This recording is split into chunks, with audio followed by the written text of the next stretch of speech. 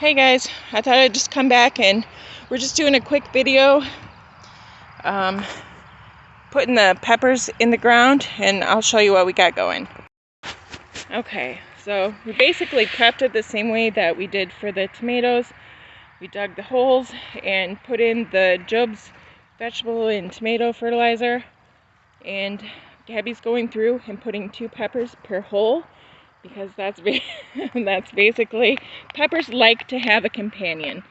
So these, we have 7 banana peppers here, and then we have 2 jalapenos, because we didn't really need that many last year because we're just not spicy people. And then this little guy is kind of like a mixture, because we had 1 banana pepper left over and 1 jalapeno left over, so this guy's kind of both. And right now she's working on the California Wonder Peppers, which are a bell pepper. And these ones are basically our favorites. So she's getting those ones in, and we'll see what we can do after that. And I'll bring you back if we do something else, right? Alright guys, nope, I gotta put the fertilizer in, but this is kind of where we're putting the cucumbers. And because these are seeds that I saved last year, I don't know if I can trust them yet, so we're just putting like 3 in each hole and covering them up. And we did our beans. And over here, this is where the okra is going to go, these first 6 holes this way. So we knew the rest were going to be dedicated to beans. So we got these bush beans. They're just your typical Blue Lake bush beans. And we got, I think we ended up planting, was it 4 holes, or it was 5 holes? Or 4 of the bush beans, the green ones.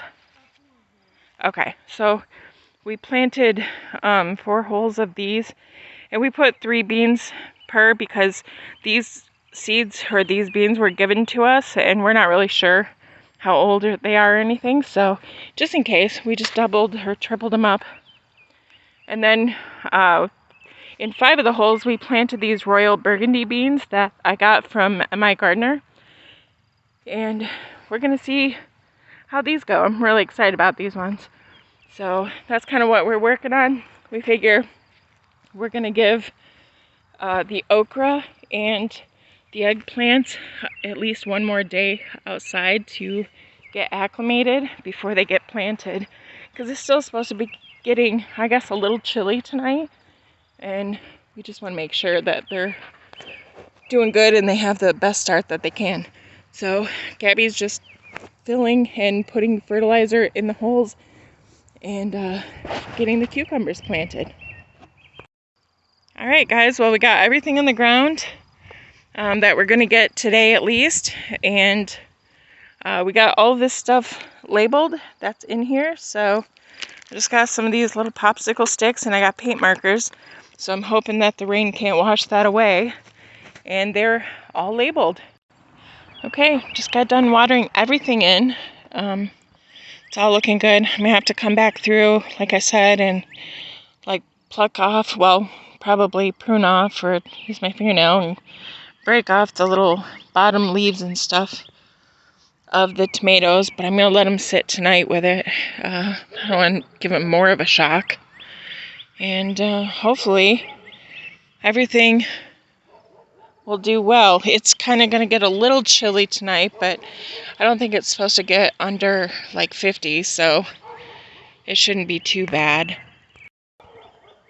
Alright, so this is what's left on the table. We had a few tomatoes left. I think these are San Marzanos.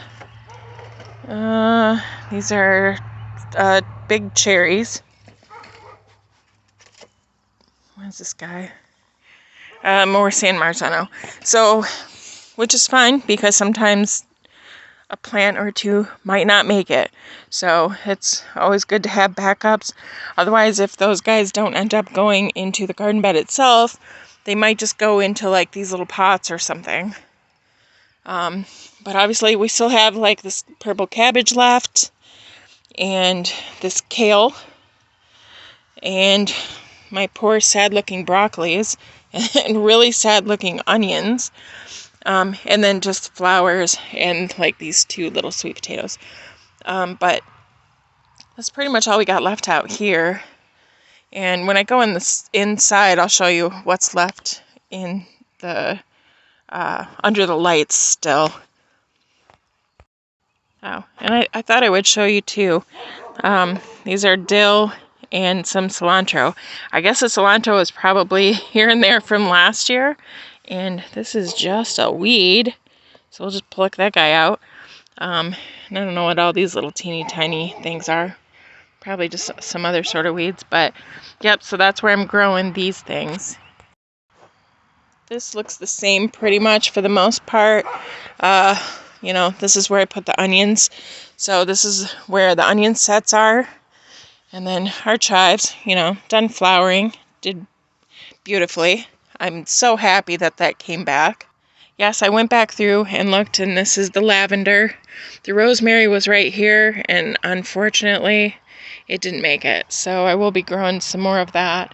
And it looks like some dill came back in here, which I'm just going to let it go, and it's fine. And you can see the raspberries really starting to take off in this area. It's kind of hard because I really did not want them here. But since they're here, I'm just going to leave them this year and see if, I don't know, if I should try to transplant some. I'm not really sure what to do with them because they're kind of, you know, they can become kind of menacing as they spread through. They definitely shouldn't be on top of this box, but I can't really plant a whole lot more in here anyways.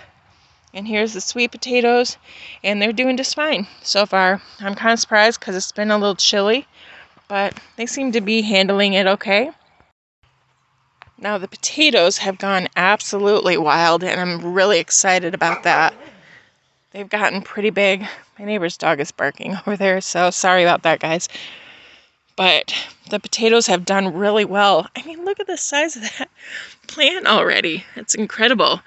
So, yep, the potatoes are doing really good, even though they were super long. Like I said, we'll have to see what happens if they have like decent potatoes at the end of the year. I'm a little worried too because this bed isn't like super deep, and it does have some wood, like logs at the bottom.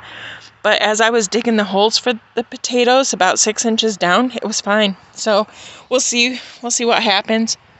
Hopefully there's just enough potatoes in here that even if they don't get to spread out as much as they'd like, that we still do okay.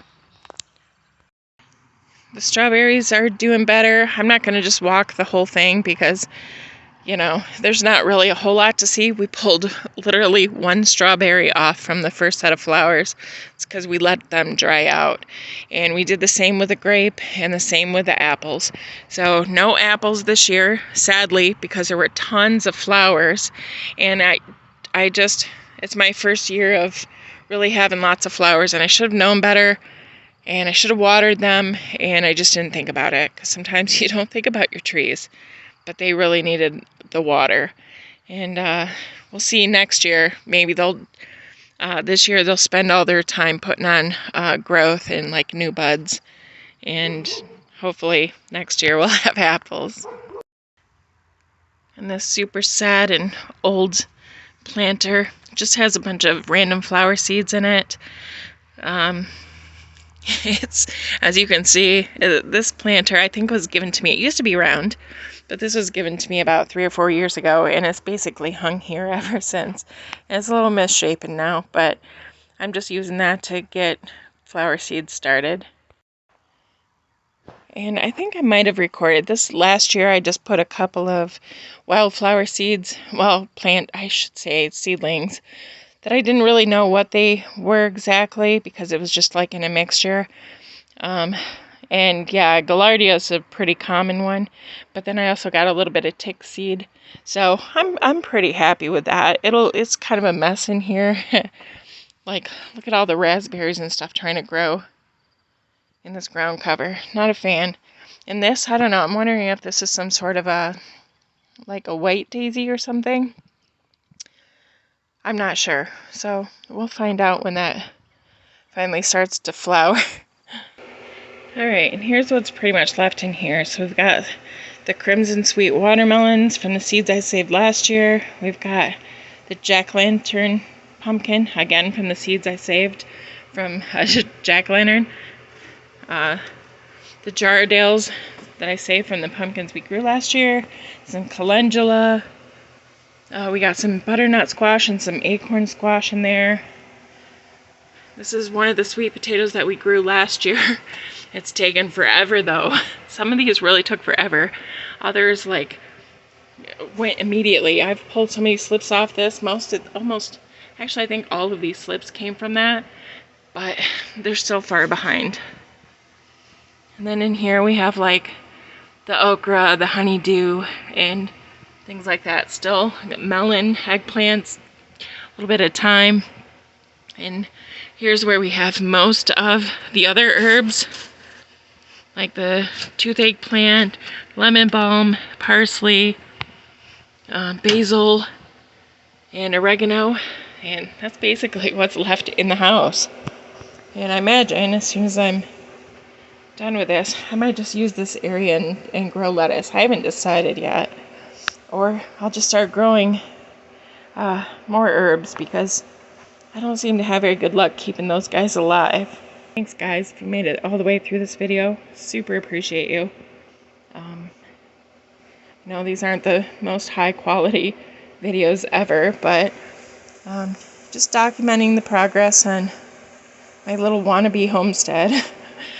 And hopefully some of you are doing the same. I will talk to you soon. Take care. God bless.